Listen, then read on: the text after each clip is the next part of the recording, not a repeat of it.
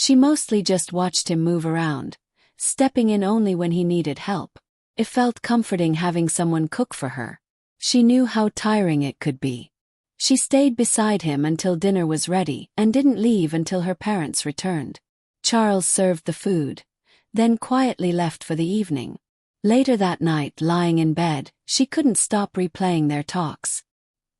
He was the most fascinating and entertaining man she had ever spoken to. She caught herself smiling just thinking of him. When her brother came home late and noticed her expression, he teased, asking if her husband had sent a gift. That's when it struck her. She hadn't spoken to Brad all day. Strangely, it didn't bother her at all. She told herself he was likely buried in work, and she didn't want to disturb him. But deep inside she knew the truth. She wanted to hold on to her moments with Charles. Those memories made her feel alive, and she didn't want anything to spoil them. The next morning, she woke later than usual. It shocked her how deeply she had slept. Normally, she rose as soon as her brother got ready for work. After freshening up, she walked to the kitchen and found Charles there again. Seeing him made her heart light up, and he seemed equally happy to see her.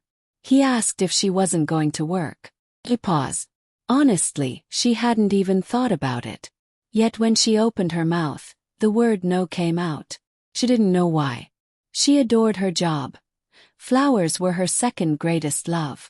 But here she was, sitting in her parents' kitchen, skipping work for a man she had barely known over a week. Charles mentioned how nice it was having company. He served her breakfast, and while she ate, she asked if he usually stayed in the house after everyone left. He admitted he often left to handle errands, returning only before dinner. Sometimes, though, he stayed. As they chatted, he untied his hair, letting it fall loose. It was the first time she'd seen it down, and he looked even more striking. Without thinking, she whispered, "You're beautiful." He smiled, saying it meant even more coming from her, especially since she was beautiful too. She blushed, looking away. When she glanced back, she realized he had moved closer. His eyes locked onto hers as he murmured that they were turquoise, not blue. "Rare and mesmerizing," he added. Her pulse quickened, her breath shallow. He was dangerously close, and she felt pulled toward him. Then suddenly, she cleared her throat and excused herself, saying she needed to check something on her computer. The tension snapped, and she rushed back to her room, feeling strangely warm. After a shower, she was applying body cream, still wrapped in a towel, when a soft knock came. Before she could answer, the door opened. It was Charles. Startled, she gasped, and in her quick movement, her towel slipped, leaving her bare. He froze, eyes wide, completely stunned. He didn't move, didn't blink. Lost in her. Flustered, she grabbed the towel and covered herself again. The only words he whispered were, "I'll come back later," before leaving and shutting the door. Still shaken, she dressed quickly and confronted him in the kitchen, demanding why he hadn't waited for her reply before entering. He apologized sincerely, admitting he hadn't expected her to be undressed. Almost without thinking, he muttered, "You have a beautiful body." She froze, unsure whether to be angry or flattered, but she was flattered. She even thanked him. He stepped closer, lowering his voice. "I can't get you out of my mind," he confessed. She told him to stop, reminding him she was married. But he only leaned in, breathing her in, murmuring that she smelled incredible. Her body stiffened, yet she couldn't pull away. Even now, she didn't understand why. "What are you doing?" she whispered. "I don't know," he answered softly. "I just feel it. And I know you feel it too." He wasn't wrong. She felt everything he did. Desire rushed through her, and before she could think, he slid her gown's sleeves off her shoulders, slipped away easily. What followed was fierce, passionate, and it didn't just happen once. That day, they gave in to each other again and again. Their bodies tangled, the pull irresistible. They only stopped when he needed to prepare dinner before her parents returned. For the rest of the week, she skipped work. Every moment was spent with Charles, and he awakened feelings she hadn't felt in years. By the week's end, she found herself hoping Brad wouldn't come home. But that Saturday he showed up outside her parents' house. Shocked and disappointed, she forced a smile, running into his arms, pretending she had missed him. The truth was she had barely thought about him at all. Back at their home, he pulled out gifts he had brought.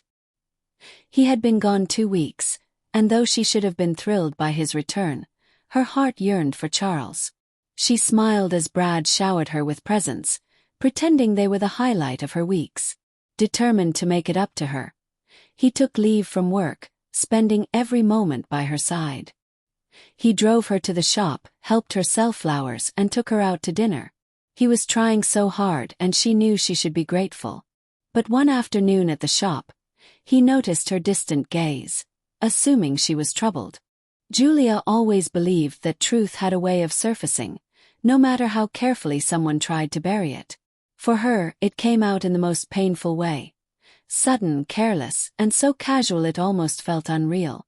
Yet the weight of her secret was powerful enough to destroy everything she had worked for. At 27, Julia was a florist married to Brad, a man she believed was the best in the world. Brad wasn't just attractive. He was captivating, the kind of man who could turn heads without effort. He was strong, gentle, and endlessly devoted to her. He had been her anchor, lifting her up in ways she never thought possible. When her parents doubted her career choice, urging her toward something more traditional like law or medicine, it was Brad who trusted her vision. With his support, she opened her own flower shop, and through his workplace connections, he brought her clients. He persuaded colleagues to buy flowers for their desks, their partners, even their weddings. Thanks to him, her parents finally recognized her success. But despite everything he did for her, Julia often fixated on what he didn't. Brad had no interest in cooking, and no matter how many times she tried teaching him, he never learned. His demanding job kept him away for long hours, and soon he began working late into the night, sometimes not coming home at all. That's when the problems started. Julia had always hated being alone. Darkness unsettled her, and nights by herself felt unbearable. She pleaded with him to come home every night, but he couldn't promise that. Unable to handle his absence, she chose to stay at her parents' home for a while. They lived nearby, and though her mother teased her about her fear, Julia didn't mind. The only drawback was sharing a room with her messy younger brother. She told herself it would only be for a week, but those few days would alter everything. The morning after moving in, Julia woke to the aroma of something delicious from the kitchen. She loved food almost as much as she loved flowers and fresh bread. Curious, she stepped inside and saw a stranger cooking. He wasn't particularly tall, but there was a confidence about him that was hard to ignore. They looked at each other, startled, until her father walked in and introduced him as Charles, the chef who now cooked for her parents since they no longer had the energy. Though their first meeting was awkward, Julia couldn't deny the food was incredible. That evening, when she returned from work, she found Charles setting the dinner table. At first, she remained distant, but once she tasted his cooking, she was amazed. The flavors were unlike anything she had ever known, and she couldn't hide her joy. Over the next few days, she gradually warmed to him. When the weekend came, Julia was eager to go home. But before she could leave, Brad called to say he wouldn't be home that weekend either. He needed another week. Julia was crushed. He had promised, and though she heard the regret in his voice, it wasn't enough. Frustrated yet resigned, she told him he had to make it up to her. He swore he would give her anything she asked. With a heavy heart, she unpacked her bags. Her younger brother groaned at the news. He wanted his space back. She envied him for valuing solitude while she struggled with it. The next morning, Julia felt unwell and skipped work. She went to the kitchen for coffee and found Charles there. He noticed something was off immediately. Without hesitation, he poured her a cup and asked her to sit. As her parents left for the day and her brother followed, Julia suddenly realized she was alone with Charles for the first time. Strangely, it made her nervous. When he stepped out later, she too decided to leave, only returning once she knew her parents were home.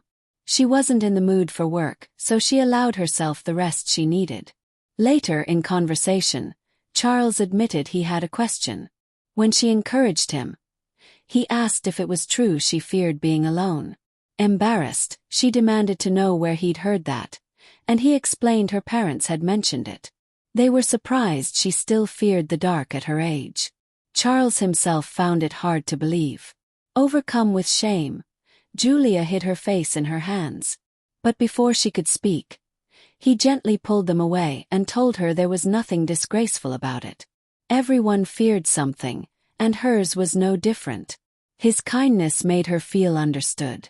She even smiled as she thanked him and returned to her brother's room. Browsing rare flower pictures online, Julia heard a knock at the door. She already knew it was Charles, so she called for him to come in. He entered with a tray carrying a glass of juice, saying it would lift her mood and help her health. She thanked him warmly. As he turned to leave, curiosity urged her to ask him to stay and share more about himself. Sitting at the edge of the bed, he began to talk, and she was surprised by how fascinating his life had been. It was hard to believe he was the same man cooking for her parents. They talked for hours, and she laughed more than she had in months. He was easily the funniest person she had ever met. Eventually, he mentioned it was time to start preparing dinner. She offered to help, and he happily agreed. Together they walked into the kitchen.